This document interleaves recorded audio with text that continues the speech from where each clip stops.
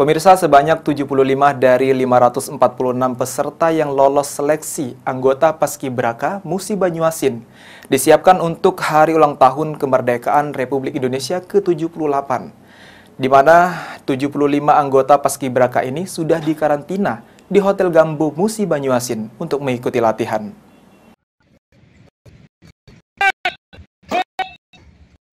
Sebanyak 75 dari 456 anggota Paskibraka yang lulus uji seleksi di Musi Banyuasin mengikuti latihan untuk persiapan Hari Ulang Tahun Republik Indonesia ke-78, di mana ke-75 Paskibra ini telah dikarantina di Hotel Gambo Musi Banyuasin sejak 1 Agustus hingga 16 Agustus mendatang.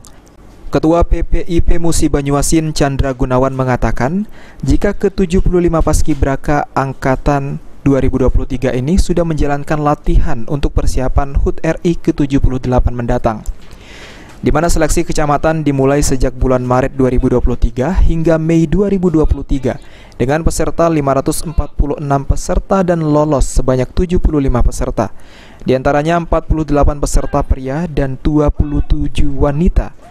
Dalam karantina tersebut, peserta diwajibkan untuk mengikuti latihan setiap hari baik pagi hingga sore hari, seperti PBB, formasi, dan lainnya.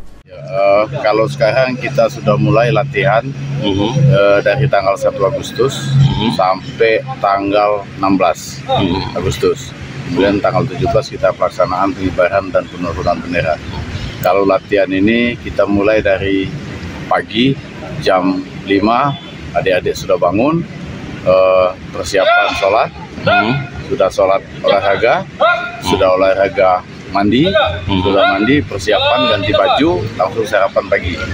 Selesai sarapan pagi, mereka sudah persiapan latihan di lapangan. Pak, ini dari berapa peserta dan lulus seleksi jadi berapa, Pak? Kalau yang ikut seleksi ada 574 lebih kurang. Dari mana aja, Pak? Dari seluruh kecamatan dalam Kabupaten Musi Banyuasin, Kecamatan Sekayu, Kecamatan Rozi Iskandar, PAL TV.